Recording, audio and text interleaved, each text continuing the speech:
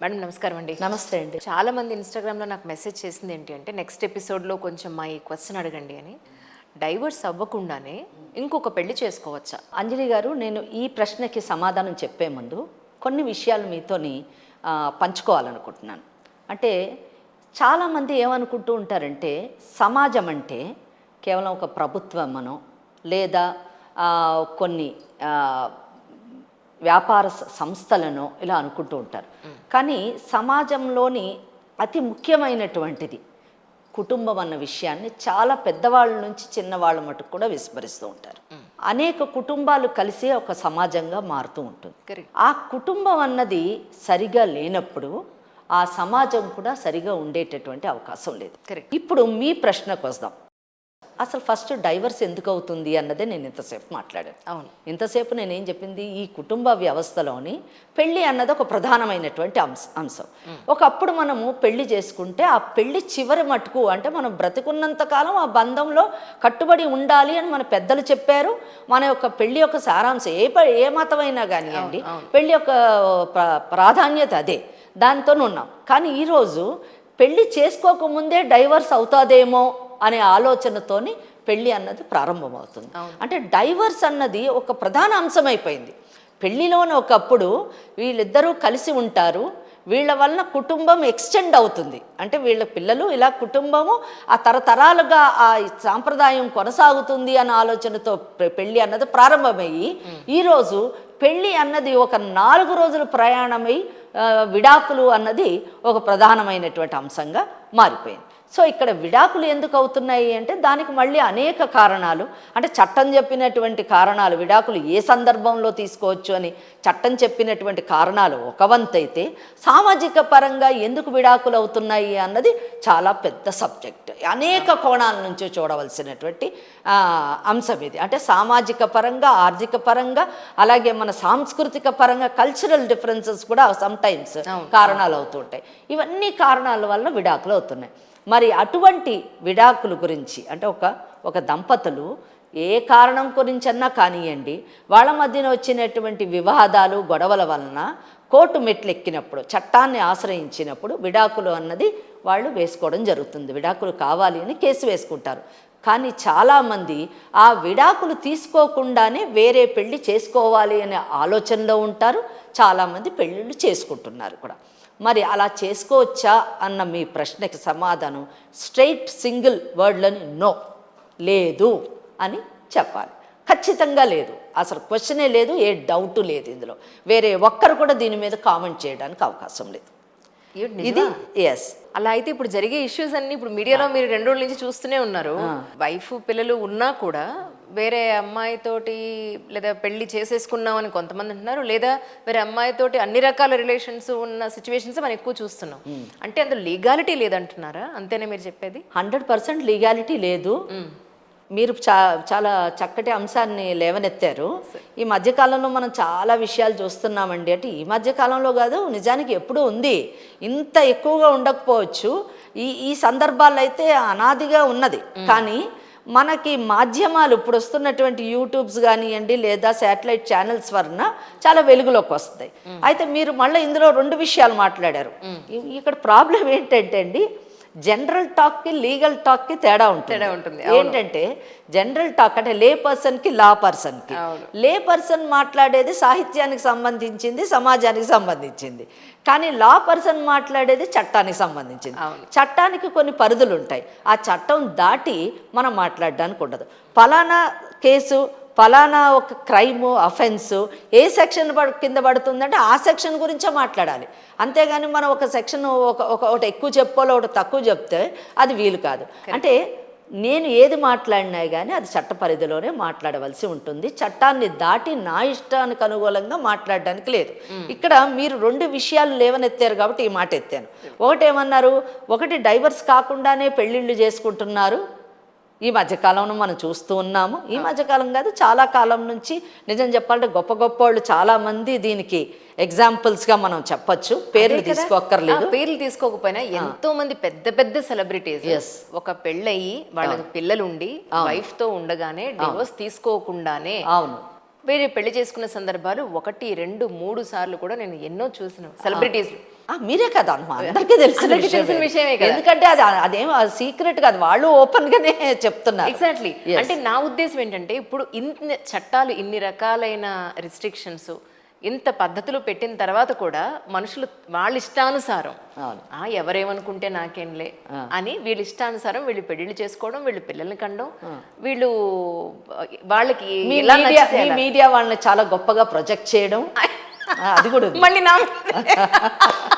అంటే నేను అనేది ఏంటంటే ఇక్కడ ఎవరిని తప్పు పట్టడం కాదు, మనము ఇటువంటి విషయాల్లో జాగ్రత్తలు తీసుకుంటే ఏమవుతుందంటే రాబో కాలంలోని మనము ఇటువంటి అరికట్టడానికి అవకాశం ఉంటుంది.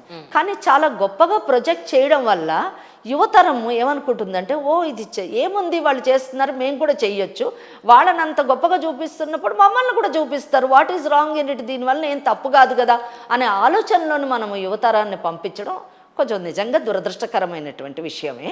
బట్ ఒకటి ఏంటంటే ఇంకా చేసుకునేటటువంటి వాళ్ళు, అటువంటి జీవన విధానాన్ని జీవించేటటువంటి వారు వారి పరిస్థితులకు అనుకూలంగా లేదా వారి ధైర్యం అని చెప్పొచ్చు, లేదా ఇంకేదైనా అని చెప్పచ్చు, ఆ విధంగా కొనసాగుతూ ఉంటుంది.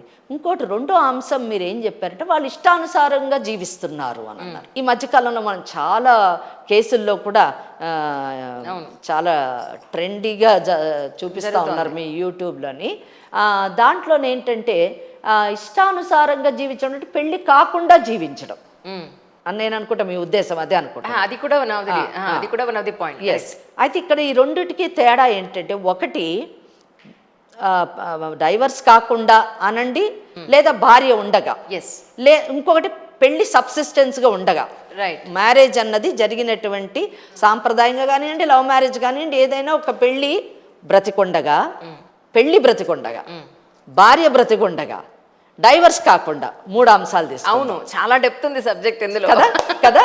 ఆ పెళ్లి అలాగే ఉంది. అవును కదా. వెంకటేశ్వరి గారు పలానా ఏతో పెళ్లి చేసుకున్నారు, ఏతో ఉండగా వెంకటేశ్వరికి ఇంకొక బీతో పెళ్లి అయింది. That is wrong, illegal. Right. Venkateswari బ్రతికుండగా ఏ బీని పెళ్లి చేసుకున్నాడు, wrong, illegal. Right. Okay. Venkateswari ఏతోని డైవర్స్ పిటిషన్ ఉన్నది, ఫ్యామిలీ కోర్టులోని డైవర్స్ అయ్యింది. అప్పుడు వెంకటేశ్వరి అప్పీల్ వేసింది హైకోర్టులోని, బట్ ఏ వేరే పెళ్లి చేసుకున్నాడు, రాంగ్, ఇల్లీగల్. ఓకే. ఇక్కడ ఇన్ని విధాలుగా మనం చూడాలి. దీన్ని 494 సెక్షన్ 494 బిగమి అంటే ఒక పెళ్లి ఉండగా ఇంకొక పెళ్లి చేసుకుంటే దాన్ని బిగమి అంటారు.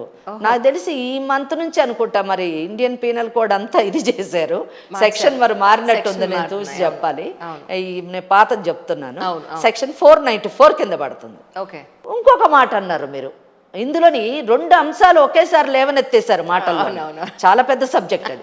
రెండోది ఏంటంటే పెళ్లిళ్ళు చేసుకోకపోవచ్చు, కానీ వాళ్ళ ఇష్టానుసారంగా పెళ్లి ఉండగా, భార్య ఉండగా, విడాకులు కాకుండా. మళ్ళా సెకండ్ అంశంలో పెళ్లి బ్రతికుండగా, మొదట కూడా నేను యూజ్ చేయను, పెళ్లి చేసుకున్న పెళ్లి అలా ఉండగా, ఆ భార్య బ్రతికుండగా, విడాకులు కాకుండా ఇష్టానుసారంగా జీవిస్తున్నారు, దాన్ని అడల్టరీ అంటారు. మళ్ళీ section 497 of Indian penal code. Adultery మీద చాలా మంది మెసేజ్ చేశారు, దీని మీద సపరేట్ గానే ఒక డిస్కషన్ పెడదామని ఇందాకనే మాట్లాడుకున్నాం. తప్పకుండా, ఎందుకంటే దాని మీద చాలా అపోహలు ఉన్నాయి. నేను నిజంగా చెప్పాలంటే ఈ టాపిక్ మీరు మాట్లాడతాను అని నన్ను ఆహ్వానించినప్పుడు నిజంగా నేను నా ఇంట్రెస్ట్ చూపించింది ఈ విషయంలో సొసైటీ క్లారిఫికేషన్ ఇవ్వాలన్నదే నా ఉద్దేశం. ఎప్పుడైనా కూడా లాకి సంబంధించిన ఏ విషయమైనా మాట్లాడాలన్నప్పుడు నేను కొంచెం ఉత్సాహం చూపిస్తాను. ఎందుకంటే అండి మా దగ్గర కూడా క్లయింట్స్ వస్తూ ఉంటారు, పేపర్లోని హెడ్లైన్స్ హిట్ చేస్తూ ఉంటాయి కొన్ని జడ్జిమెంట్స్, సుప్రీంకోర్టు జడ్జిమెంట్స్, అలాగే కొన్ని ఇష్యూస్ మనకు మీడియాలో చూపించినప్పుడు ప్రతి ఒక్కళ్ళు దాని మీద మాట్లాడుతూ ఉంటారు. మాట్లాడడం తప్పని నేను చెప్పను, కానీ కరెక్ట్ మెసేజ్ సుప్రీంకోర్టు జడ్జిమెంట్స్ని మీ ఓన్గా మీ ఇష్టానుసారంగా ఇంటర్ప్రిట్ చేయొద్దు దయచేసి.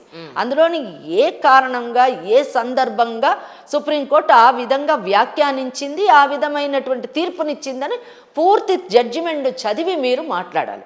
మాట్లాడకుండా మీరు ఇష్టం ఉన్నట్టు మెసేజ్లు ఇస్తే సమాజం ఏమనుకుంటుండదంటే ఇదే కరెక్ట్ ఏమో. ప్రతి ఒక్కళ్ళు, అంటే ఇది ఎందుకు చెప్తున్నంటే ప్రతి ఒక్కళ్ళు చాలా మంది మా దగ్గరికి కూడా వస్తూ ఉంటారు, క్లయింట్స్ కూడా వస్తుంటారు. ఏముంది మేడం, ఏమి కాదు, మేము ఉండొచ్చంట కదా, వీళ్ళతో జీవించొచ్చంట కదా, మీ సుప్రీంకోర్టే చెప్పింది. మా సుప్రీంకోర్టు ఏంటండి? ఆ సుప్రీంకోర్టు మీది కూడా, మాదే కాదు, అందరిది, మన అందరిది సుప్రీంకోర్టు. చట్టం ఏమి వెంకటేశ్వర ఒక్కదాని గురించి తయారు చేయలేదు, మా లాయర్స్ ఒక్కరి గురించి తయారు చేయలేదు. చట్టం మనందరినీ సభ్య సమాజంలో ఒక పద్ధతిలో జీవించడానికి ఏర్పాటు చేసినటువంటి చట్టం. ఆ చట్టాన్ని గౌరవించడం సభ్య సమాజం యొక్క ప్రధాన కర్తవ్యం. ఆ సమాజం కానివ్వండి, ఆ చట్టాన్ని గౌరవించకపోతే మనము చాలా ఆటవిక సమాజాన్ని చూడవలసినటువంటి పరిస్థితి వస్తుంది.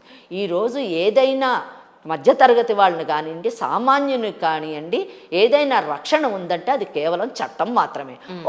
ఓకే, చట్టంలో కూడా కొన్ని అవకతవకలు జరుగుతూ ఉండొచ్చుగాక, అది చట్టం యొక్క లోపం కాదండి, చట్ట వ్యవస్థలోని, న్యాయ వ్యవస్థలోని పనిచేసేటటువంటి వారు లోపం ఉండొచ్చు, కానీ చట్టం యొక్క లోపం కాదు. అది ప్రతి వ్యవస్థలో ఉంటుంది. మనం ఎప్పుడు పాజిటివ్గా మంచి జరిగేటటువంటిదే మనం చూడాలి, కానీ నెగిటివ్ది ఒక ఎగ్జాంపుల్ తీసుకొని అదే జరుగుతుంది, సమాజం అంతా ఇదే జరుగుతుంది, ఇదే మనం పాటించాలి అంటే అది మనకి నష్టం, అది నిజం చెప్పాలంటే. సో నేను ఇక్కడ ఏం చెప్తానంటే, ఎవరు పడితే వాళ్ళు, ఎవరితో పడితే వాళ్ళు జీవించవచ్చు అన్నది రాంగ్ అండి. సుప్రీంకోర్టు అలా చెప్పలేదు. దానికి సంబంధించినటువంటి జడ్జిమెంట్స్ కానివ్వండి, సుప్రీంకోర్టు ఏ విధంగా చెప్పింది అనే అంశాల మీద నేను మీరు చెప్పినట్టుగా నెక్స్ట్ ఎపిసోడ్లోని ఎక్స్టెన్సివ్గా చెప్తాను, ఎందుకంటే దానికి చాలా టైం కావాలి కాబట్టి. అదొకటి. ఇక్కడ మీరు అడిగినటువంటి ప్రశ్నలోని ఇప్పుడు మన ఆన్సర్ నేను ఇందాకే చెప్పాను, స్ట్రైట్ క్వశ్చన్ నో అని చెప్పచ్చు. అయితే ఎందుకండి మరి నిజం చెప్పాలంటే, మీరు తెలిసి అడిగారో తెలియక అడిగారో నాకు తెలియదు, కానీ మీరు ఎవరో చాలామంది క్లయింట్స్ అడుగుతున్నారు, వాళ్ళు ఈ డౌట్స్ని ఎక్స్ప్రెస్ చేశారు అని అన్నారు. ఆ డౌట్ని స్ట్రైట్ క్వశ్చన్ లాగా మిమ్మల్ని అడిగారు. ఏమని? డైవర్స్ పెండింగ్ ఉండగా పెళ్లి చేసుకోవచ్చా? ఆ ఆలోచన ఎందుకు కలిగింది, అసలు ఆ డౌట్ ఎందుకు వచ్చింది, అసలు ఎందుకు డైవర్స్ ఉండగా కూడా వేరే పెళ్లి చేసేసుకోవాలి అనేటువంటి తొందరలో ఉన్నారు అనేటువంటి విషయము మీతోని వాళ్ళు డిస్కస్ చేసి ఉండరు. అంటే మేము రెగ్యులర్ ప్రాక్టీషనర్స్ కాబట్టి, 33 ఏళ్ల నుంచి నేను చూస్తున్నాను కాబట్టి, ఎందుకు ఇటువంటి ఆలోచనలు కేసులు వేసినటువంటి కక్షిదారులకు కలుగుతున్నాయి అన్నది ఇక్కడ నిజమైనటువంటి మనం డిస్కస్ చేయాల్సినటువంటి అంశం.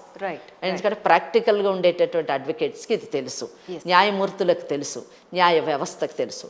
ఇంకొక విషయం అండి, నేను ఈ ఎపిసోడ్స్లోని, మీరు చేసేటటువంటి ఈ ఎపిసోడ్స్లోని సమాజానికి న్యాయ సంబంధితమైనటువంటి అవగాహన ఇవ్వడమే కాకుండా, ఇటు ప్రభుత్వానికి కానివ్వండి, లా కమిషన్కి కానివ్వండి, మన వంతు పాత్రగా కొన్ని సూచనలు చెయ్యాలి అన్నది నా ఉద్దేశం మీ ద్వారా, మీ ఛానల్ ద్వారా.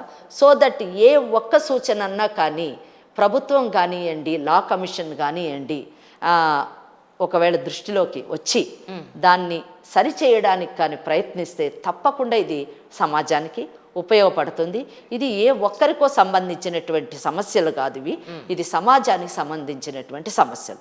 ఇదే అంశం మీద నేను చెప్తున్నాను, చాలామంది కక్షిదారులు కోర్టులో పెండింగ్ ఉండగానే పెళ్లి చేసేసుకోవాలి, వేరే పెళ్లి చేసుకోవాలి అనడానికి ప్రధానమైనటువంటి కారణం ఏంటంటే, ఒక డైవర్స్ ప్రొసీడింగ్స్ వేసుకున్న తర్వాత, మీకు పాశ్చాత్య దేశాల్లోని విడాకులు కావాలంటే కోర్టుకు వెళితే వెంటనే ఒక 1 వీక్లో వాళ్ళకి డైవర్స్ వచ్చేస్తుంది, అక్కడితో తేలిపోతుంది, వాళ్ళు వేరే పెళ్లి చేసుకుంటారు.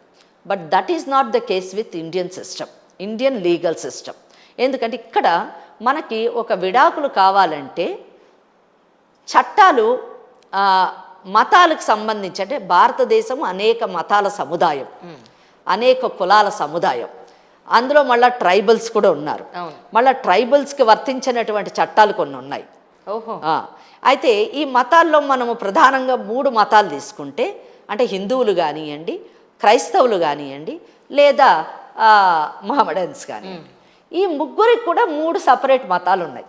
హిందువులకి హిందూ మ్యారేజ్ యాక్ట్ 1955లో వచ్చింది, అలాగే క్రిస్టియన్స్కి డైవర్స్ యాక్ట్ అని వచ్చింది, మహమ్మడన్స్కి షారియత్ మహమ్మడన్ లా, డిజల్యూషన్ ఆఫ్ మ్యారేజ్ యాక్ట్ అది ఉంది. సో ఈ 3 కూడా వారి వారి ఆచార వ్యవహారాలకు అనుగుణంగా, వాళ్ళ మత గ్రంథాలకు అనుగుణంగా చట్టాలని తయారు చేయడం జరిగింది. హిందూ మ్యారేజ్ యాక్ట్ ఇప్పుడు 1955లో వచ్చింది.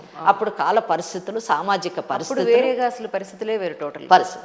అయినా కూడా భవిష్యత్తును దృష్టిలో పెట్టుకొని తయారు చేశారండి. అది చాలా గొప్ప విషయం. మారుతున్న కాలానికి అనుగుణంగా చట్టాలని కొన్ని అమెండ్మెంట్స్, రిపీల్స్ అవన్నీ కూడా చేస్తూ ఉన్నారు, జరుగుతున్నాయి. కానీ ఇంకా చాలా చెయ్యాలి అన్నది చట్టం కంటే కూడా ప్రాక్టికల్ పార్ట్.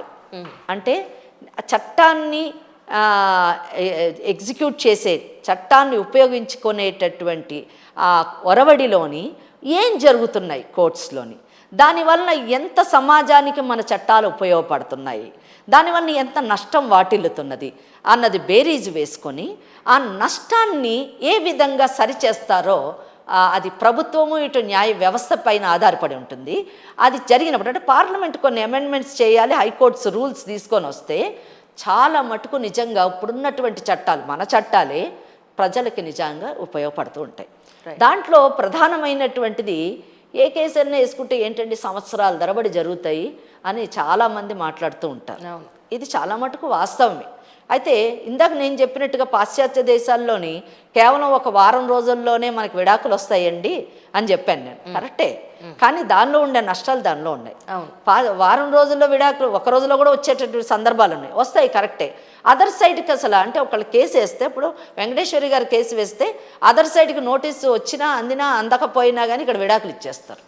మరి అదర్ సైడ్కి మరి వాళ్ళకు ఆయనకుండే కష్టాలు ఆయనకుంటాయి, వెంకటేశ్వరితో ఉండే కష్టాలు ఆయన భర్తకుంటాయి, ఆయన వరకు కూడా వినాలి కదా. మరి వెంకటేశ్వరి భర్త చాలా దుర్మార్గుడు అని కేసేస్తుంది. దుర్మార్గుడో లేదో అని కోర్టు చూడాలంటే ట్రయల్ జరగాలి, అంటే సాక్ష్యాధారాలు ఇవన్నీ జరగాలి. అయిన తర్వాత ఇద్దరు వాదోపవాదాలు వినాలి, విన్న తర్వాత తీర్పు వస్తుంది. అది మన ఇండియన్ సిస్టమ్. అంటే ఇండియన్ సిస్టంలోని 100 మంది క్రిమినల్స్ తప్పించుకున్నా పర్వాలేదు, కానీ ఒక మంచివాడికి శిక్ష పడకూడదు అన్నది మన యొక్క ధర్మం, మన యొక్క పద్ధతి. ఈ ఒరవడిలోని మనకి కాల పరిమితి ఎక్కువ అవుతూ ఉంటుంది. ఇక్కడ నేను చెప్పాను కదా, డైవర్స్ కాకుండానే పెళ్ళిళ్ళు చేసుకోవాలి అనేటువంటి ఆలోచన ఎందుకు కలుగుతుందంటే ఈ సిస్టమ్ వల్ల కలుగుతుందండి. ఎందుకంటే మనకి విడాకులు తీసుకోవాలంటే ఎన్ని స్టేజెస్ ఉన్నాయి? 3 స్టేజెస్ పాస్ కావాలండి. ఒకటి ఫ్యామిలీ కోర్టులోని మనం ఫస్ట్ విడాకులు వేసుకోవాలి. ఏ మతానికి సంబంధించిన వాళ్ళు ఆ మతం యొక్క యాక్ట్ని ఇన్వోక్ చేసి కేసు వేస్తారు. మనకి ఫ్యామిలీ కోర్టులోని FCOPs అంటారు, అంటే family court OP, original petition దీన్ని అంటారు. ఇక్కడ మనం విడాకులకు కావాలని వేసుకుంటాం, లేదా కలిసి ఉండాలని వేసుకుంటాం, లేదా మెయింటెనెన్స్ వేసుకుంటాం, what ever it is case వేసుకుంటాం. ఈ కోర్టులోని మనకు సుమారు 3 నుంచి 4 సంవత్సరాలు పడుతుందండి. 4 కావచ్చు, 5 కావచ్చు, మధ్యలో ఏ కరోనా వచ్చింది అనుకోండి, లేదా ఏ జడ్జి అన్న ట్రాన్స్ఫర్ అయ్యారనుకోండి, లేదా ఏ కోర్ట్ అన్న షిఫ్ట్ అయ్యింది అనుకోండి. ఇలా కర్ణుడి చావుకి 1000 కారణాలు అన్నట్టు కొన్ని 100 కారణాల వలన ఆ కేసు 5 ఏళ్ళు మినిమం నడుస్తుంది. 5 ఏళ్ళు నడిచినప్పుడు వీడు కేసు వేసినప్పుడు, వెంకటేశ్వరి కానివ్వండి, వెంకటేశ్వరి భర్త కానివ్వండి, కేసు వేసినప్పుడు 30 ఏళ్ళు వేసుకుందాం. ఫ్యామిలీ కోర్టులో 35 సంవత్సరాలు అయింది నేను బయటపడేసరి. ఇద్దరిలో ఎవరొకళ్ళు ఓడిపోతారు, లేదా ఇద్దరిలో ఎవరొకళ్ళు గెలుస్తారు. గెలిచినప్పుడు ఓడిపోయిన వాడు హైకోర్టుకి వెళ్తాడు. హైకోర్టుకి వెళ్ళినప్పుడు మీరు నమ్మరు, హైకోర్టులో ఈ మధ్యన కాదు ఎప్పుడు సుమారు 8 నుంచి 10 సంవత్సరాలు పెండింగ్ ఉంటుంది. మీరు ఆ కంప్యూటర్ సిస్టమ్ ప్రకారం ఏ ఇయర్దో ఆ ఇయర్ అవుతూ ఉంది. కొన్ని కేసులు ఏదో అది సంథింగ్ ఎక్సెప్షనల్గా ముందు డిస్పోజ్ అవుతాయేమో, కానీ అడ్మిషన్ అయిన తర్వాత మినిమం 3 సంవత్సరాల తర్వాత ఫైనల్ ఇయరింగ్కి వస్తుంది. ఫస్ట్ అడ్మిషన్ వేస్తాము, 30 రోజుల్లోనే అప్పీల్కి వెళ్ళిన తర్వాత అడ్మిషన్ ఫస్ట్ డే ఒక వారం రోజుల్లో లిస్ట్లో వచ్చి మనం అడ్మిట్ అయిన తర్వాత మళ్ళీ నెక్స్ట్ డేట్ ఫైనల్ ఇయరింగ్ 3 ఏళ్ల తర్వాత వస్తుంది. 3 ఏళ్ళ తర్వాత వచ్చిన తర్వాత అది లిస్ట్లో వస్తూనే ఉంటుంది. కొన్నిసార్లు రీచ్ కాదు, రీచ్ అయిన తర్వాత అవతల వాళ్ళు టైం తీసుకుంటారు, లేదా నాకే జ్వరం వస్తుంది, లేదా కోర్టు ఆ రోజు పనిచేయదు, ఏదో కారణం, లేదా ఏదో అనుకోని హాలిడే వస్తుంది, ఏదన్నా కానీ అంటే ఆ రోజు లిస్టులో మాయమైందంటే మళ్ళీ ఇంకో 2 ఏళ్ళు రావచ్చు. ఇలాగేమైపోతే అక్కడ 8 నుంచి 10 ఏళ్ళు జరుగుతుంది. అంటే నేను ఇక్కడ పనితీరు గురించి మాట్లాడుతున్నాను. మీరు క్వశ్చన్ అడిగిన సందర్భం, నేను ఇది క్లయింట్స్కి అంటే నేను ఇది సమాజానికి చెప్పాలనుకుంటున్నాను. చాలామంది ఏంటంటే ఇది అడ్వకేట్స్ అందరికి కూడా అనుభవంలో ఉన్న విషయమే. 10 ఏళ్ళు అంటే ఏమైందండి, ఇక్కడ 5 ఏళ్ళు, అక్కడ 10 ఏళ్ళు, 15 ఏళ్ళు, 35 ఏళ్ళకి నేను హైకోర్టుకి వెళ్ళాను. ఇప్పుడు నా వయసు 45 ఏళ్ళు వచ్చింది. ఓకే, వెంకటేశ్వర్ అంటే పోనీ వేరే పెళ్లి చేసుకొని నేను ఎలాగో ఉండిపోతానంటది, కానీ వెంకటేశ్వర్ భర్త అనుకోడు కదా. రైట్. సరే 45 ఏళ్ళు, సరే ఇక్కడ వెంకటేశ్వర్ గెలుస్తుందో వెంకటేశ్వర్ భర్త గెలుస్తారో ఎవరో ఒకళ్ళు గెలుస్తారు, ఓడిపోయిన వాళ్ళు మళ్ళీ సుప్రీంకోర్టు పోతారు. మరి సుప్రీంకోర్టులోని ఇమీడియట్గా అడ్మిషన్ రోజునే వాళ్ళేమి ఒక్కటండి, ఇక్కడ సుప్రీంకోర్టులో ఒక్కటి ఉంది, ఏదన్నా సుప్రీంకోర్టులో ఒక్కొక్కసారి ఫస్ట్ డేనే ఇటో అటో తేలిపోతుంది, కానీ సుప్రీంకోర్టులో కూడా మ్యాట్రిమోనియల్ మ్యాటర్స్లోని నోటీస్ ఇవ్వాల్సి ఉంటుంది. నోటీస్ వెళ్ళాలి రావాలి, పోనీ ఎంత అధమంలో అధమం ఒక 2 ఏళ్ళు వేసుకున్నా కానీ అక్కడ 47, 50 ఏళ్ళు అయిపోయింది. 50 ఏళ్ళకి ఏం చేయాలండి? అంటే 20 ఏళ్ళ ఈ సుదీర్ఘ న్యాయ ప్రయాణంలోని 50 ఏళ్ళు వచ్చిన తర్వాత నేను ఏం చెయ్యాలి, కనుక నేను ఈ లోపలే నేను పెళ్లి చేసుకోవాలి అనే ఆలోచన పెండింగ్ ఉంటే ఉండింది, నేను పెళ్లి చేసుకుంటాను. చేసుకోవచ్చా మరి అలాగా? చేసుకోకూడదు అన్నది నా ఆన్సర్. ఇప్పుడు ఈ 50 సంవత్సరాలు వచ్చిన తర్వాత నేను చేసేది ఏముంది, కనుక పెండింగ్ ది ప్రొసీడింగ్స్ నేను పెళ్లి చేసుకుంటాను, చేసుకోవచ్చా అన్నది మీకు చాలా మంది వేసినటువంటి ప్రశ్న. కరెక్ట్. చేసుకోవడానికి వీలు లేదు అనేది చట్టం చెప్పేటటువంటి సమాధానం. ఇక్కడ ఒక విషయం మ్యామ్, ఇప్పుడు చేయాలనుకున్న వాళ్ళు పని చేసేస్తున్నారు, అక్కడ ప్రాబ్లం వచ్చినప్పుడే వాళ్ళు న్యాయం కోసం కోర్టుకు వెళ్ళినప్పుడు, కేసు ఫైల్ అయినప్పుడు, రిజిస్టర్ అయినప్పుడు మాత్రమే ఇది లీగలు ఇది ఇల్లీగలు అనేది అక్కడ వస్తుంది ఇష్యూ. ఈ లోపల వీళ్ళు చేయాల్సిన పనులని వీళ్ళు చేస్తున్నారు, ప్రాబ్లం రానంత వరకు ఏ వీరికి ప్రాబ్లం లేదు. అంటే ఒకటి మీరు కన్ఫ్యూజ్ అవుతున్నారు. ఇక్కడ చేయాల్సిన పనులు చేసేస్తున్నారన్న విషయం మీద మనం మాట్లాడట్లేదు. అవును, చేయాల్సిన పనులు చేసేస్తున్నారు అన్నది అది ఇల్లీగల్. రైట్. దాన్ని చట్ట పరిధిలోకి మనం తీసుకురావట్లేదు. అవును, మనం చట్ట పరిధిలోనే మాట్లాడుతున్నాము. చట్ట పరిధిలోని ఇష్యూ ఏంటంటే కేసు పెండింగ్ ఉండగా, విడాకులకి కేసు పెండింగ్ ఉండగా పెళ్లి చేసుకోవచ్చా లేదా కక్షిదారులు ఎవరైతే కేసు వేస్తారో, దానికి ఆన్సర్ నో. రైట్. లేదు, చేసుకోకూడదు. ఇంకే పదాలు ఉంటే అవన్నీ పెట్టుకోండి. రైట్. ఇది చట్టం చెప్పేటటువంటి. ఎందుకు లేదు అసలు? ఫస్ట్ ఆఫ్ ఆల్ నువ్వు డైవర్స్, సింపుల్ ఆలోచించండి, డైవర్స్ ప్రొసీడింగ్స్ పెండింగ్ ఉండగా పెళ్లి చేసుకోవచ్చా అని ప్రశ్నను వేస్తున్నావంటే నువ్వు అసలు డైవర్స్ ఎందుకు వేసావు? డైవర్స్ వస్తేనే ఇంకొక పెళ్లి చేసుకోవచ్చు కాబట్టి వేసావు నువ్వు. రైట్. Okay, logical point. ఒక ఆన్సర్. ఇంకోటి, ఎవరినైతే నువ్వు వదిలించుకోవాలనుకుంటున్నావో డైవర్స్ ద్వారా, ఆమె బాధ భరించలేకే లేదా అతను బాధ భరించలేకే నువ్వు డైవర్స్ వేసావు. ఒక రీజన్ ఈజ్ వదిలించుకోవడానికి వేసావు నువ్వు, నువ్వు రిలీవ్ కావడానికి వేసావు, నువ్వు ఆ నరకం నుంచి బయటపడడానికి వేసావు. రెండో రీజను, నువ్వు నీ జీవితంలోను you want to move forward by marrying another person and establishing a separate family.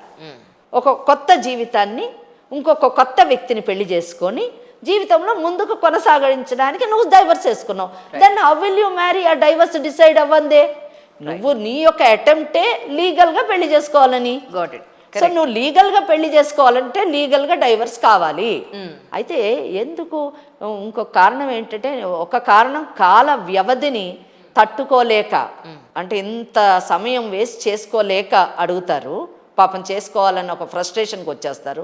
రెండు వాళ్ళకు ఉండేటటువంటి సమస్యలు కూడా, అంటే ఇక్కడ ప్రభుత్వాన్ని, న్యాయ వ్యవస్థని, అంటే లా కమిషన్ని, సెంట్రల్ లా కమిషన్ని, ఇది central government, central law commission దృష్టికి రావాలి ఇటువంటి. ఏమనంటే ఇంత ఏజ్ అయిపోయిన తర్వాత వాళ్ళు చేసేది ఏముంది అన్నది ఇక్కడ ప్రధాన అంశం ఒకటి. రెండోది, ఒక కుటుంబంలోని ఎన్నో సమస్యలు ఉంటాయి. ఇప్పుడు సపోజ్ ఒక జంటే ఉన్నాడు, ఒక పురుషుడు తీసుకుంటే చిన్న చిన్న పిల్లలు ఉండొచ్చు, ఆయన కస్టడీలో ఉండొచ్చు, వాళ్ళని అతను చూసుకోలేని పరిస్థితిలో ఉండొచ్చు. ఇంకొక పెళ్లి చేసుకుంటే వాళ్ళని చూసుకోవచ్చు అనే ఆలోచనలో ఉండొచ్చు వచ్చినటువంటి అమ్మాయి. లేదా అతనికి ముసలి వాళ్ళైన తల్లిదండ్రులు ఉండొచ్చు, వయోవృద్ధులు ఉండొచ్చు. ఈ కోర్టు, ఈ ప్రొసీడింగ్స్, వీటి వలన వాళ్ళ మీద కాన్సన్ట్రేట్ చేయలేని పరిస్థితి ఉండొచ్చు. లేదా ఈరోజు ఉండేటటువంటి ఉద్యోగాలు, ఇప్పుడు సాఫ్ట్వేర్ రంగం, ఈ డైవర్స్ ప్రొసీడింగ్సే చూస్తుంటారా? వాళ్ళు అమెరికా, లండన్, కెనడా లాంటి దేశాలు పోయి ఉద్యోగాలే చేస్తూ ఉంటారా?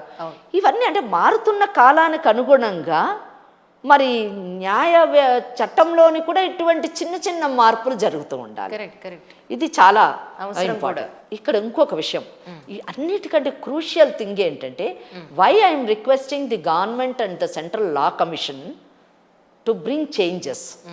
ఇటువంటి వాటిలో దృష్టి ఎందుకు సారించమంటున్నానంటే దీనివలన దాని కాన్సిక్వెన్సెస్ అంటే ఇటువంటి ఇది వలన ఏం జరుగుతుందంటే పెళ్ళి వద్దు, ఇప్పుడు ఎట్లా డైవర్స్ ప్రొసీడింగ్స్ నడుస్తూనే, మీ సబ్జెక్ట్కి వస్తున్నాను, మీ మాటకు వస్తున్నాను.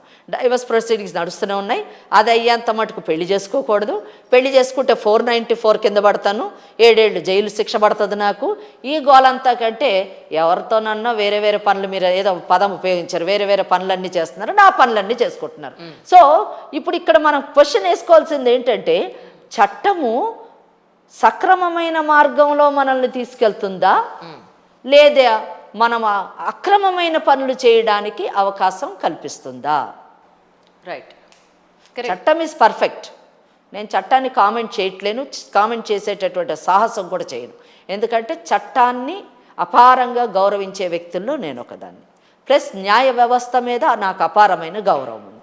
కానీ కొన్ని చిన్న చిన్న మార్పులు చేయకపోవడం వల్ల సమాజము చట్టం ఎలాగ కోరుకుంటుందో అలాగే ఉండదు. సమాజంలో పౌరులందరూ అలాగే ఉండరు. పౌరులన్న తర్వాత అనేక రకాలు ఉంటారు, మంచి చెడు ఉంటారు. సో చెడు అనేటటువంటి సెక్షను ఇది అడ్వాంటేజ్గా తీసుకొని మనం చేసే పనులు మనం చేద్దాము, కోర్టు చేసే పని కోర్టు చేస్తుంది, ఆ ఏడ్చే పెళ్ళాము భర్తను ఏడుస్తూ ఉంటాడు అనే ఆలోచనలోని వీళ్ళు వెళ్ళిపోయి కొన్ని తప్పుడు పనులు చేయడానికి అవకాశం కలుగుతుంది. కాబట్టి Central Law Commission as well as the government should concentrate regarding such issues and do something for the speedy disposal of the matters before the courts. Perfect. Especially family matters. Right. Property matters అనుకోండి, 3 తరాలైనా 4 తరాలైనా తేలినటువంటి కేసులు ఉన్నాయి, పర్వాలేదు, ఏదో ఒక తరం అనుభవిస్తుంది. కానీ family జీవితం ఒకసారి ఏజ్ వెళ్ళిపోయిన తర్వాత చేయగలిగింది ఏం లేదు. రాను రాను ఏమంటారు వైవాహిక వివాహ బంధాలు, కుటుంబ వ్యవస్థ పతనం అయిపోతున్నప్పుడు ఇంకా వాట్ ఈస్ ద యూజ్ అండి? సో ఇది చాలా ఇంపార్టెంట్. కనుక 100% డైవర్స్ ప్రొసీడింగ్స్ పెండింగ్గా ఉండగా వేరే వివాహం చేసుకోవడానికి లేదు. ఇక్కడ నాకు ఒక కేసు గుర్తొచ్చింది. ఈ క్వశ్చన్తో ముగించుతాను ఈ ప్రశ్నకి. ఇక్కడ ఒక చిన్న మిస్పర్సెప్షన్ ఉందండి. ఏంటంటే డైవర్స్ అవ్వకుండా భార్యాభర్త కనుక 8 ఏళ్ల నుంచి 10 ఏళ్ల కాలం దూరంగా ఉంటే వాళ్ళకి డైవర్స్ కూడా అవసరం లేదు, ఖచ్చితంగా వాళ్ళు ఇంకొక పెళ్లి చేసుకోవచ్చు. ఇది ఎంతవరకు నిజం అంటారు? అది కూడా రాంగ్. అయ్యో, ఎవరన్నా 100 ఏళ్ళు విడిగా ఉండండి, నో ప్రాబ్లం. కానీ మీరు వేరే పెళ్లి చేసుకోవాలంటే డైవర్స్ తీసుకొని పెళ్లి చేసుకోవాలి. ఏమిటి చూసారా, ఇలా ఉంటుంది. అందుకే నేను ఈ సెషన్ పెట్టిన. డైవర్స్ అన్నది మ్యాండేటరీ. రైట్. ఇంకొక విషయం కూడా ఇక్కడ చెప్పాలి. డైవర్స్ అన్నది అంజలి ఇవ్వరు, డైవర్స్ అన్నది వెంకటేశ్వర అడ్వకేట్ ఇవ్వరు, డైవర్స్ అన్నది పోలీస్ ఇవ్వరు, కమిషనర్ ఇవ్వరు, డైవర్స్ అన్నది జడ్జి గారు వాళ్ళ ఇంట్లో ఇవ్వరు. ఏమండి, డైవర్స్ అన్నది కోర్టు ఆ చట్ట పరిధిలోని ఆ కేసు విన్న తర్వాత ఇచ్చేటటువంటిది డైవర్సు. ఆ తర్వాతే మీరు వేరే పెళ్లి చేసుకోవాలి. దానికి మీరు 100 ఏళ్ళు విడిగా ఉండండి లేదా 50 ఏళ్ళు విడిగా ఉండండి, వాట్ ఎవర్ ఇట్ ఇస్. కానీ ఇన్నేళ్ళు విడిగా ఉన్నామని ఒక కారణం చూపించి మీరు అది ఒక గ్రౌండ్ మాత్రమే. కానీ డెజర్షన్ అన్నది ఒక గ్రౌండ్ మాత్రమే. కానీ మేము 100 ఏళ్ళు విడిగా ఉన్నాం కాబట్టి కోర్టు బాధలు తప్పిపోయినాయి, మనం అడ్వకేట్ దగ్గరికి వెళ్ళక్కర్లేదు, కోర్టుకి వెళ్ళక్కర్లేదు, మేము వేరే పెళ్లి చేసేసుకోవచ్చు అని చేసుకోవడానికి లేదు. రైట్. నెక్స్ట్ మ్యామ్, ఇంకొకటి లీగల్ మ్యారేజ్, ఇల్లీగల్ మ్యారేజ్. అసలు ఈ రెండింటికి మీ ఉద్దేశ ప్రకారం అర్థం ఏమిటి? లీగల్ ఇల్లీగల్, ఇల్లీగల్ మ్యారేజెస్ కూడా ఉంటాయి అన్నమాట. రైట్. ఉన్నాయా లేదా? ఉన్నాయి. లీగల్ మ్యారేజ్ ఏముంది, జనరల్ గా అందరూ జరిగే పెళ్లి. Okay, right. అంత సింపుల్ అయితే కాదు. అంత సింపుల్ అయితే మీరు ఈ ప్రశ్న అడగరు, మీకు అన్నీ తెలుసు, నవ్వుతో కవర్ చేస్తూ ఉంటారు. సో సెక్షన్ 5 నేను చెప్పాను కదా, ప్రతి మతానికి కూడా ఆ మతానికి సంబంధించినటువంటి చట్టం ఉంటుంది. మనం ఎగ్జాంపుల్ హిందూ మ్యారేజ్ యాక్ట్ తీసుకుందాము. Section 5 of Hindu marriage act కొన్ని కండిషన్స్ పెట్టింది. అంటే పెళ్లి చేసుకోవడానికి కూడా కొన్ని కండిషన్స్ ఉన్నాయి. ఆ కండిషన్స్ పరిధిలో పడితేనే దాన్ని లీగల్ మ్యారేజెస్ అంటారు. ఆ కండిషన్స్ ఏంటంటే, ఫస్ట్ ఇందాక మనం ఇంతసేపు మాట్లాడుకున్నటువంటి భార్య బ్రతికి ఉండగా వేరే పెళ్లి చేసుకోకూడదు. Right. That is not a legal marriage. Right. బ్రతికుండ ఎవరు లేకుండా పెళ్లి చేసుకుంటే that is legal marriage. Simple. అలాగే భార్య కానివ్వండి భర్త కానివ్వండి కన్సెంట్ లేకుండా పెళ్లి చేసుకోకూడదు. కన్సెంట్ లేకుండా దాన్ని అలా చేసుకుంటే ఇల్లీగల్ మ్యారేజ్. ఓహో, కన్సెంట్తో చేసుకుంటే లీగల్ మ్యారేజ్. ఓకే. భార్య కానివ్వండి, భర్త కానివ్వండి, అమ్మాయి కానీ బ్రైడ్ ఆర్ బ్రైడ్ గ్రూమ్, వీళ్ళు అంటే వధువు వరుడు, వీళ్ళు ఏ ఒక్కరైనా అన్సౌండ్ మైండ్ అంటే వాళ్ళ యొక్క కన్సెంట్ని, వాళ్ళ ఇష్టాన్ని వ్యక్తీకరించలేనటువంటి పరిస్థితిలో మానసిక పరిస్థితి ఉంటే అది ఒకవేళ పెళ్లి జరిగితే అది వ్యాలిడ్ మ్యారేజ్ కాదు. ఓహో, అంటే మీరు లీగల్ ఇల్లీగల్ అన్నారు, సాధారణంగా మేము వ్యాలిడ్ అండ్ ఇన్వాలిడ్ మ్యారేజెస్ అంటాము, చట్టం వర్డింగ్స్ అది. అయితే అలాగా కన్సెంట్ లేకుండా చేశారనుకోండి దాన్ని వ్యాలిడ్ మ్యారేజ్ అని అన్నారు.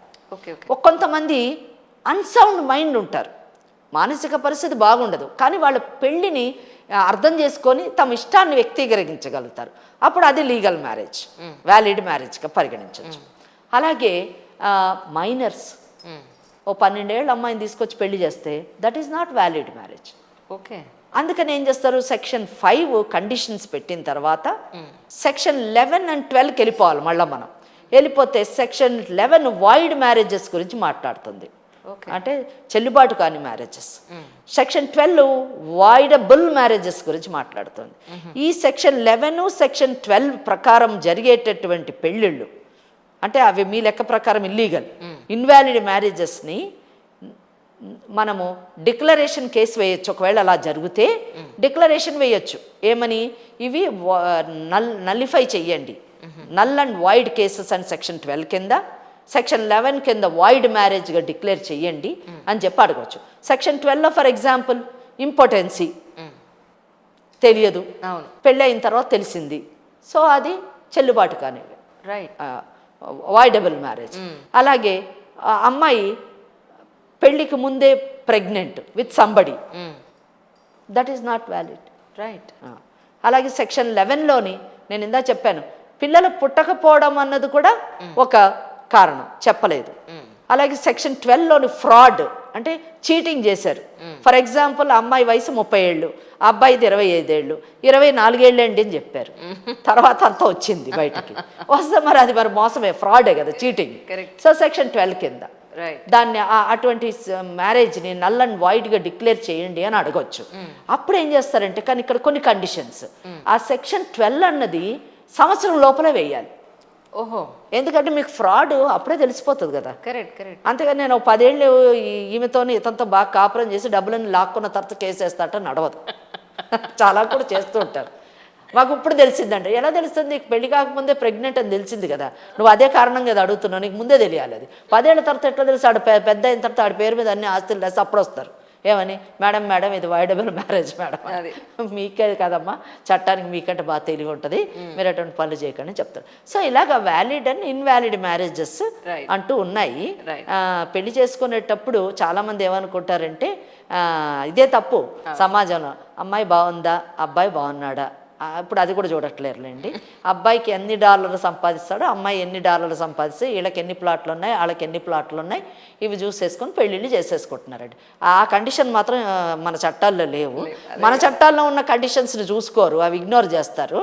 చేసేసిన తర్వాత పెళ్లి చేసుకుంటారు, అప్పుడు తర్వాత వస్తారు డైవర్స్కి. అంటే ఇదేంటంటే చట్టం పైన పెళ్ళి కాకముందే అవగాహన ఉండాలి. పెళ్ళి అయిన తర్వాత అప్పుడు చదువుతూ ఉంటారు నెట్లో. నో ముందే చదవండి, తెలుసుకోండి, అవగాహన పెంచుకోండి, మన కేసు ఎందులో పడుతుందో చూసుకొని సరిదిద్దుకొని చేసుకున్న తర్వాత డైవర్స్ అని 40 ఏళ్ళు 10 ఏళ్ళు కోర్టు చుట్టూ తిరక్కండి. ఇది నాకు కానీ ఎంత పెద్ద సబ్జెక్ట్ అండి నిజంగా, చాలా పెద్ద సబ్జెక్ట్. మీరు నాకు ఇంకొక చాలా పెద్ద నెక్స్ట్ ఎపిసోడ్కి ఇంకొక లీడ్ ఇచ్చారు, పెళ్లికి ముందు మనం తెలుసుకోవాల్సిన అంశాలు ఏంటి. అది అద్భుతంగా ఉంటుంది, మామూలుగా ఉండదు. అట్ ద సేమ్ టైం ఈ ఎపిసోడ్ ఇంకా అవ్వలేదు కానీ, but end of the episode నేను చెప్దాం అనుకుని ఇప్పుడే చెప్తున్నాను ఏంటంటే, మీకు గనక ఏదైనా న్యాయ సలహాలనండి, లేదంటే దేని గురించైనా మీకు ఒక విషయం గురించి తెలుసుకోవాలి అని అంటే కింద కమెంట్ సెక్షన్లో కమెంట్ చేయండి. ఈ సిరీస్ ఖచ్చితంగా ఫర్దర్గా రన్ అవుతుంది. వారంలో 1 సారో 2 సార్లోనే అడుగుతున్నాను మ్యామ్ చాలా బిజీగా ఉండడం వల్ల నాకు టైం ఇవ్వలేకపోతున్నారు కరెక్ట్గా. మ్యామ్ ఇకపోతే మళ్ళీ ఎపిసోడ్లోకి వస్తే, ఇల్లీగల్ అనుకున్నాం, లీగల్లో పిల్లలు పుట్టినా వాళ్ళకి అన్ని రకాలైన ఫెసిలిటేషన్స్ లేకపోతే న్యాయపరంగా జరగాల్సినవి జరిగిపోతాయి. ఇల్లీగల్ మ్యారేజ్లో కనుక పిల్లలు పుడితే వాళ్ళకి మళ్ళీ ఎస్పెషల్లీ వచ్చేది ఎక్కడ అంటే ఈ ఆస్తుల దగ్గరే వస్తుంది. మళ్ళీ లేదా వాళ్ళకి మెయింటెనెన్స్ పాయింట్ ఆఫ్ వ్యూలో మమ్మల్ని పట్టించుకోవట్లేదు అన్న పాయింట్లో వచ్చినప్పుడే వీళ్ళు న్యాయాన్ని ఆశ్రయిస్తారు, న్యాయ వ్యవస్థని, చట్టాన్ని ఆశ్రయిస్తారు. అప్పుడు పిల్లల పరిస్థితి ఏంటి? అసలు పెళ్ళే ఇల్లీగల్ అనుకుంటే మరి పిల్లల పరిస్థితి ఏంటి? వెరీ గుడ్, మంచి క్వశ్చన్. అయితే ఇక్కడ మళ్ళీ అంటే మీరు అడిగే ప్రతి ప్రశ్న కూడా చట్టపరమైనటువంటి సమాధానం చెప్పాల్సిన పరిస్థితి ఒకటి ఉంది. అవును, మీరు సామాజికంగా చాలా తెలివిగా అడుగుతున్నారు. రెండోది ఏంటంటే తప్పు చేయకుండా, చట్టపరమైనటువంటి మిస్టేక్ చేయకుండా మనం ఏ విధంగా ఆపగలము అన్నది ఈ ఎపిసోడ్స్ ద్వారా కనీసం చూసి తెలుసుకుని నేర్చుకుంటారని కూడా మనం ఆశించాలి. ఇక్కడండి చాలామంది అమ్మాయిలు, ఇక్కడ ఈ క్వశ్చన్కి నష్టపోయేది అమ్మాయిలే, మహిళలే. చాలామంది పెద్దవాళ్ళు సమాజంలో లేదా ఎవరైనా కానివ్వండి, ఒక మహిళని మోసం చేసి కానివ్వండి, లేదా ఆ మహిళ ఇష్టంతో కానివ్వండి, వాళ్ళకి పెళ్ళి అయిన తర్వాత కూడా ఆ మహిళతోని అక్రమ సంబంధం పెట్టుకొని జీవిస్తూ ఉంటారు. అక్కడ మటుకు వాళ్ళు బాగానే ఉంటుండొచ్చు, అంటే వాళ్ళిద్దరూ ఇష్టపడి జీవితాన్ని కొనసాగించినప్పుడు వాళ్ళిద్దరు మటుకు బాగానే ఉంటుండొచ్చు. కానీ వాళ్ళకి పుట్టినటువంటి పిల్లల పరిస్థితి ఏంటి అన్నది మీ యొక్క ప్రశ్న అని అనుకుంటున్నాను. అవునండి. అయితే ఈ ప్రశ్నలోనే ఏంటంటే చట్టము ఎంత ఒక్కోసారి నిజంగా అండి చదువుతుంటే చాలా ఆశ్చర్యం, చాలా ఆనందం కూడా కలుగుతుంది. ఎందుకంటే చట్టం ఎంత లోతుగా ఆలోచించి మన చట్టాన్ని తయారు చేసినటువంటి వాళ్ళు మహిళకి జరిగినటువంటి అన్యాయాన్ని వాళ్ళ ఇష్టానుసారంగా వాళ్ళ ఆ గోతులు దిగితే ఎవరైనా చేయలేరు కాబట్టి, కానీ వాళ్ళకు పుట్టినటువంటి పిల్లలకి అటువంటి అన్యాయం జరగకూడదు. ఎందుకంటే తల్లి చేసినటువంటి తప్పు వలన కానివ్వండి, ఈ తండ్రి చేసినటువంటి తప్పు వలన కానివ్వండి, పిల్లలు విక్టిమ్స్ కాకూడదు అనేటువంటి ఆలోచనతోని ఎప్పుడైనా ఇటువంటి అక్రమ సంబంధం ద్వారా పుట్టినటువంటి పిల్లల్ని అక్రమ సంబంధానికి సంబంధించినటువంటి పిల్లలు అనాలండి, అనరు. అక్కడ తల్లి తండ్రి మధ్యన ఉన్న రిలేషన్షిప్ని ఇల్లీగల్ రిలేషన్షిప్ అంటారు. కానీ పిల్లల్ని మాత్రము ఇల్లెజిటిమేట్ చిల్డ్రన్ అనరు, వాళ్ళని లెజిటిమేట్ చిల్డ్రన్ అని అంటారండి. లెజిటిమేట్ అంటే వాళ్ళు న్యాయ సంబంధితమైనటువంటి ప్రతి హక్కును కలిగి ఉంటారు, సమాజంలోని వారు గౌరవాన్ని కలిగి ఉంటారు. అంటే ఒకటి ఇక సమాజము అందరికీ న్యాయపరమైనటువంటి అవగాహన ఉండదు. ఆ పిల్లల్ని ఏ విధంగా ఎవరు ఎలా ట్రీట్ చేస్తారో వాళ్ళ సంస్కారం మీద ఆధారపడి ఉంటుంది. కానీ బట్ చట్టం మాత్రం వాళ్ళని చట్ట పరిధిలో పుట్టినటువంటి పిల్లలుగానే పరిగణిస్తారు. చట్టపరమైనటువంటి భద్రత, చట్టపరమైనటువంటి హక్కులు అంటే యాజ్ ఫర్ ఎస్ మెయింటెనెన్స్, భరణం కానివ్వండి, ఆస్తిలో వాళ్ళకి భాగం కానివ్వండి, ఇవన్నీ కూడా లభించేటటువంటి అవకాశాలు ఉన్నాయి. సో ఈ question is positive answer. Right. So ఇందాక నేను చెప్పినట్టే ఎవరైనా మరి వాళ్ళ డౌట్స్ని కింద కమెంట్ సెక్షన్లో పెట్టినప్పుడు మీరు మారానికి మాకు ఒక్కరోజు ఇస్తే కుదరదు, ఎలా చేద్దామని చెప్పండి. ఇష్టం అది. ఇంకా అంటే మీకు తెలుసు కదా, అదే మీ బిజీ ఉంది. బట్ కాకపోతే కనీసం వారానికి ఒక్క రోజున్నా కొంచెం ఒక 2-3 hours ఒక టైం ఇస్తే దాన్ని బట్టి మనం న్యాయ సలహాలనండి, లేదంటే వాళ్ళకున్న డౌట్స్ని పాపం మనం కొంతవరకు మనం అడ్వైస్ చేయడానికి ఉంటుంది. నాలెడ్జ్ పరంగా కానీ వాళ్ళకి కాస్త అవేర్నెస్ కలిగించిన వాళ్ళం అవుతాం.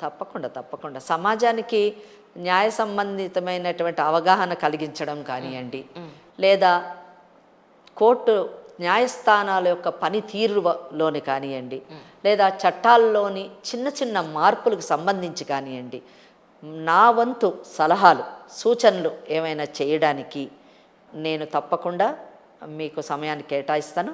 అయితే నా రిక్వెస్ట్, మీ ఛానల్ ద్వారా ఇది రీచ్ కావాల్సిన వారికి రీచ్ అయ్యేటట్టు చూడాలి, మార్పులు తీసుకురావడానికి ప్రయత్నించాలి. లేకపోతే మనం ఎన్ని సంవత్సరాలైనా, నేను ఆల్మోస్ట్ 33 ఏళ్ల నుంచి చెప్తున్నాను, నా ప్రస్థానం TV5 నుంచి మొదలైంది. నీల్ అనేటటువంటి, నిజం చెప్పాలి ఇక్కడ గుర్తు చేసుకోవాలి, నీల్ అనేటటువంటి ఒక ప్రోగ్రామ్ ప్రొడ్యూసర్ ఫస్ట్ టైం లా మీద డిజైన్ చేశారు ఆయన. నా దృష్టిలో నేను లా అన్నది అప్పుడు లేదు, ఇప్పుడు అందరూ చాలా ఒక డ్రై సబ్జెక్ట్ అన్నారు. నేనే అన్నాను అతనితోనే, డ్రై సబ్జెక్ట్ ఎవరు చూస్తారండి అని అన్నాను. లేదు మేడం మీరు చూడండి, ఇప్పుడు అవసరమైంది, అది చాలా. కనుక నేను 33 ఏళ్ళ నుంచి చెప్తున్నాను. కానీ ఏం లాభం, ప్రజల్లోని విని చూసి అవగాహన పెంచుకొని దానికి తగ్గట్టు వాళ్ళు జీవించడానికి ప్రయత్నించాలి. నష్టం వాటిల్లిన తర్వాత అడ్వకేట్ల దగ్గరికి వచ్చి కోర్టులకు వెళ్ళడం వల్ల లాభం లేదు. ఇంకోటి ప్రభుత్వాలు కూడా న్యాయ వ్యవస్థ లా కమిషన్ కూడా ఈ దిశలోని వీలైనంత మటుకు పనిచేస్తే బాగుంటుంది అన్నది, మార్పులు చేస్తే బాగుంటుంది అన్నది నా యొక్క ఉద్దేశం. నిన్న మొన్న 2 days నుంచి ఛానల్స్లో చూస్తున్న ఒక కథనం ప్రకారం ఆ అమ్మాయి వాళ్ళ కేసు కోర్టులో డైవర్స్ కేసు నడుస్తుంది 4 ఏళ్లుగా. ఆ దంపతులిద్దరికీ పాప ఉంది. ఇప్పుడు అతను వేరే అమ్మాయితో ఉంటున్నాడని చెప్పి రెడ్ హ్యాండెడ్గా మీడియాని తీసుకెళ్ళి పట్టించాలనే ప్రయత్నం. ఆ అమ్మాయి వాళ్ళ అబ్బాయిని కొట్టింది. నేను ఎక్కడ బాధపడ్డానంటే it's purely personal family issue. మీడియాని ఇన్వాల్వ్ చేయడం వల్ల అల్టిమేట్లీ బ్లేమ్ అయ్యేది వాళ్ళ ఫ్యామిలీ వాళ్ళే. ఛానల్ వాళ్ళు ఎంతవరకు తీసుకుంటారు చెప్పండి? ఒక్క మాట, దాని ఒక స్టోరీ జనాలకు తెలియచేసేయాలి, బోల్డంత వ్యూవర్షిప్ వస్తుంది, అంతవరకే. ఛానల్ వాళ్ళు వచ్చి నీకు సొల్యూషన్ ఇస్తారా? ఇవ్వరు. దాన్ని ఒక స్టోరీ లాగే చూస్తారు తప్ప. ఈ అమ్మాయి ఛానల్ వాళ్ళు ఆశ్రయించడం అనవసరమైన ప్రోపగండేమో అనిపించింది. మోరోవర్ డీల్ చేయాల్సిన విధానం అది కాదేమో. ఇప్పుడు నిజానికి ఆ అబ్బాయే గనక 10 మంది అమ్మాయిలతోనో లేకపోతే ఈ అమ్మాయిని నెగ్లెక్ట్ చేసి వేరే అమ్మాయితో తిరుగుతున్నప్పుడు ఎంత గొడవ పెట్టుకుంటే మాత్రం వాడి మనసు మారి ఈ అమ్మాయితో ఉంటాడు? ఇంకెక్కువ అసలు మారరండి. ఎందుకు ఇంకా అసలు? అలాంటి వాళ్ళకి మీరు ఏం చెప్తారు? అలాంటి అమ్మాయిలకి మీరు ఏం చెప్తారు? That's what I mean to ask. అది అమ్మాయిలైనా అబ్బాయిలైనా అండి, నేను ఒక స్పెసిఫిక్గా అమ్మాయిలు అంటే ఇవి ఏంటంటే అండి హ్యూమన్ ఇమోషన్స్. అవును, ఆ సమయానికి మనం ఏదో చేసేయాలి. 100% వాళ్ళకి తెలుసు. ఇప్పుడు మా అమ్మాయి అన్నారు ఎవరు, నిజం నేను అది చూడలేదా ఈ ఎపిసోడ్, ఏదో నేను చూడలేదు, బట్ మీరు చెప్పారు కాబట్టి నేను ఇలాంటివి చాలా జరుగుతున్నాయి, ముందు కూడా జరిగినాయి. దాన్ని దృష్టిలో పెట్టుకొని ఏం మాట్లాడుతున్నానంటే, ఒకటి నేను ఇందాకే చెప్పాను, ఏ చట్టపరమైన సొల్యూషన్ అయినా మీకు కావాలంటే మహిళా సంఘాలు కానివ్వండి, పోలీస్ వ్యవస్థ కానివ్వండి, లేదా లాయర్స్ కానివ్వండి, లేదా సామాజికవేత్తలు కానివ్వండి, లేదా ఆధ్యాత్మికవేత్తలు కానివ్వండి, మీ మీడియా కానివ్వండి, వీళ్ళెవరు సొల్యూషన్ కాదండి. ఆ పవర్ వీళ్ళకి లేదు. 100% ఆ పవర్ లేదు. ఉన్నదని ఎవరన్నా నాకు చెప్పమనండి. నో, ఆ పవర్ లేదు. కేవలం న్యాయ వ్యవస్థకే ఉంది. ఇప్పుడు వెంకటేశ్వరికి 33 ఏళ్ళు స్టాండింగ్ ఉంది లీగల్ ఫీల్డ్లోని. ఆమె ఫ్యామిలీ లాయర్ గిది అంటే నేను డైవర్స్ రాసి ఇవ్వగలనా? మా ఆఫీస్లో నేను డైవర్స్ ఇచ్చే అధికారం నాకుందా? లేదు కదా. కేవలం కోర్టు మాత్రమే చేయగలదు. సో అమ్మాయిలు కానివ్వండి, అబ్బాయిలు కానివ్వండి, తెలుసుకోవాల్సింది ఏంటంటే వాళ్ళ కుటుంబంలోని వాళ్ళ వివాహ సంబంధితమైనటువంటి విషయంలో ఏదైనా సమస్య వచ్చినప్పుడు you please approach the court of law, not media. Media ఎంత మటుకు ఏం చేయగలుగుతుంది? చూపించగలుగుతుంది, ప్రచారం చేయగలుగుతుంది, అంతేగాని సొల్యూషన్ ఇవ్వగలుగుతుందా? దానివల్ల ఏమవుతుంది? మీ సమస్య ఇంకా జటిలం అవుతుంది కానీ అది సాల్వ్ కాదు. ఇంకొకటి అండి, యాక్చువల్గా నిజం చెప్పాలంటే ఈ మీడియా కేసులు పెండింగ్ ఉన్నప్పుడు మీడియా ఈ విధమైనటువంటి ప్రచారం చేయడము, నిజం చెప్పాలంటే కోర్టులను ఇన్ఫ్లుయెన్స్ చేసే దిశలోకి వెళ్ళడం, అది చాలా తప్పు. నిజం చెప్పాలంటే అది వాళ్ళు మేలు చేయడం కంటే కూడా చాలా నష్టాన్ని చేస్తున్నారని చెప్పచ్చు. అది మరి మీడియా తప్పుగా తీసుకున్నా నేనేం చేయలేను, కానీ ఇది చెప్పాల్సినటువంటి పరిస్థితి. అది తగ్గించుకోవాలి. ఎందుకంటే ఇక్కడ నేను ఒక చిన్న ఎగ్జాంపుల్ చెప్తాను. ఒకప్పుడు, ఇప్పుడు నిజం చెప్పాలంటే చట్టాలు ఉన్నాయి, చట్టాలని మనం ఉపయోగించుకోవడానికే. సెక్షన్ 498A ఉండింది మొన్నటి మటుకు. ఈ సెక్షన్ 498Aని ఇంట్లో ఏ చిన్న గొడవ వచ్చినా లేదా ఏ పెద్ద సమస్య వచ్చినా కూడా 498Aని ఇన్వోక్ చేశారు. నా ఎక్స్పీరియన్స్ చెప్తున్నాను. మా ఆఫీస్కి క్లయింట్స్ వస్తారండి, అబ్బాయిలు వస్తారు. మేడం ఇమ్మీడియట్గా మాకు డైవర్స్ వేయాలి మేడం. కారణం ఏంటి బాబు అంటే, వాళ్ళు చెప్పేది ఫస్ట్ కారణం ఏంటంటే 498A వేసిందండి, పోలీస్ స్టేషన్కి మమ్మల్ని లాగిందండి, ఇంకా మేము ఇంకా ఆమెతో ఏం కలిసి ఉంటాం, మా పరువు అంతా తీసింది. అంటే ఏంటి? అంత 498A ఈమె వేయక ముందు కేసు అంతా పోయింది. వాళ్ళిద్దరి మధ్యన గొడవలు, కొట్లాట్లు అన్నీ పోయినాయి. ఏది ప్రధానమైన గ్రౌండ్ అయిపోయింది? ఈ 498A వేయడమే ప్రధానమైనటువంటి గ్రౌండ్ అయిపోయింది. అంటే నేను ఇది అమ్మాయిలకు చెప్పదలుచుకున్నాను. నిజంగా మీరు మీ సమస్యను పరిష్కరించుకోవాలంటే ఐదర్ వే, పాజిటివ్గా కానీ నెగిటివ్, వదిలేయాలనుకున్నారో వదిలేయండి, లేదా కలిసి ఉండాలనుకున్నారో కలిసి ఉండండి. కానీ ఇట్లా మీడియా ద్వారా ఇటువంటి పనులు చేయడం వల్ల అది మీకు ఒక ఎవిడెన్స్గా నిలిచిపోతుంది. నువ్వు ఈమె ఇలా పరువు తీస్తుందండి, ఈమె ఇలా చేస్తుందండి అని చెప్పేసి ఎవిడెన్స్గా చూపిస్తాడు. రెండోది, మీ పిల్లలు వాళ్ళ పరిస్థితి ఏంటి సమాజంలో? స్కూల్లో తోటి పిల్లలు ఏమని మాట్లాడతారు వాళ్ళ మీద, వాళ్ళ యొక్క సైకలాజికల్ కండిషన్ ఏ విధంగా దెబ్బతింటుంది, ఇవన్నీ కూడా మీరు దృష్టిలో పెట్టుకోవాలి. అయితే ఒకటి ఏంటంటే, అమ్మాయిలు ఈ విధంగా ప్రవర్తించడానికి కారణం కూడా వాళ్ళని కూడా మనము ఒక విధంగా ఒక లే పర్సన్గా, అంటే ఒక లాయర్గా జరిగి ఒక నార్మల్ మహిళగా మాట్లాడాల్సి వస్తే ఆ టైంలో ఉండేటటువంటి ఇమోషన్, అంటే అంత ప్రేమించినటువంటి భర్త, అంత నమ్మి తమ జీవితాన్ని ఇచ్చినటువంటి భర్తకి ఆ భర్త తన్ను విస్మరించి, తను మర్చిపోయి, తన బాధ్యతని పిల్లల్ని మర్చిపోయి వేరే మహిళతోని ఆమెనే దేవత, ఆమెనే ఎవ్రీథింగ్ అనేటటువంటి మాటలు మాట్లాడితే ఏమీ చేయలేని నిస్సహాయతలోని మరి ఆ మహిళ తనకున్నటువంటి ఆ ఇమోషన్ని ఏ విధంగా చూపించాలనే ఆలోచనతోని, సమాజానికి చూపించాలి, అందరికీ తెలియజేయాలి ఇటువంటి పని చేస్తున్నాడు అనే ఆలోచనతోని ఇటువంటి పనులు చేస్తూ ఉంటారు. కనీసం వాళ్ళు సిగ్గుతోనన్నా మారుతారేమో, భయంతోనన్నా మారుతారేమో అని అనుకుంటారు. కానీ చాలా దురదృష్టం ఏంటంటే ఇప్పుడు ఎలా తయారయ్యారంటే, ఇలాంటి ఎన్ని చేస్తే అంత ప్రచారం వస్తుంది, ఇంకా చాలా ఫ్రీ అయిపోయి, అంటే ఈ అమ్మాయిలు నిజం చెప్పాలంటే ఇంకొక 4 ఏళ్ళు కేసు నడుస్తున్నంత కాలమన్నా వాడు నటించేవాడేమో కానీ, బట్ ఇలా చేయడం వల్ల అందరికీ తెలిసింది కదా, ఇట్ ఈజ్ ఓపెన్, నేను ఇప్పుడే తిరుగుతా, ఏం చేస్తావు చేసుకో అన్నట్టుగా ఉంటుంది అని అంటున్నారు. దాన్ని మీడియా కూడా చూపించేశారు కాబట్టి ఇంకా ఫ్రీగా కంఫర్టబుల్గా ఉంటున్నారండి. దానివల్ల మనకి నష్టమే వాటిల్లుతుంది కానీ పెద్ద దానివల్ల మనకు జరిగేటటువంటి లాభము ఉపయోగము ఏమీ లేదు అన్న విషయాన్ని మనము దృష్టిలో పెట్టుకోవాలి. తప్పకుండా. ఇందాక మనం మాట్లాడుకున్నట్టు అడల్టరీ మీద చాలా పెద్ద సబ్జెక్ట్ అండి, నెక్స్ట్ ఎపిసోడ్లో చేద్దామని అనుకున్నాం. సో అదే వాళ్ళకి కూడా నేను ఇందాక వినవించింది. సో అడల్టరీ పాయింట్ ఆఫ్ వ్యూలో మీకు ఏదైనా కనుక ఒక ప్రశ్న కానీ డౌట్ కానీ తెలుసుకోవాలనే పాయింట్ ఏదైనా ఉంటే కమెంట్ సెక్షన్లో కమెంట్ చేయండి. అలాగే చాలామంది చాలా క్వశ్చన్స్, యాక్చువల్లీ అదే ఫోన్ చూసాను మధ్యలో, ఇన్స్టాగ్రామ్లో ఇంకా చాలా మెసేజ్లు ఉన్నాయి. సో నెక్స్ట్ ఎపిసోడ్లో మనం ఖచ్చితంగా వీటన్నింటికి కూడా ఒక జవాబు అయితే ఇద్దామండి. తప్పకుండా. Thank you ma'am, thank you so much once again.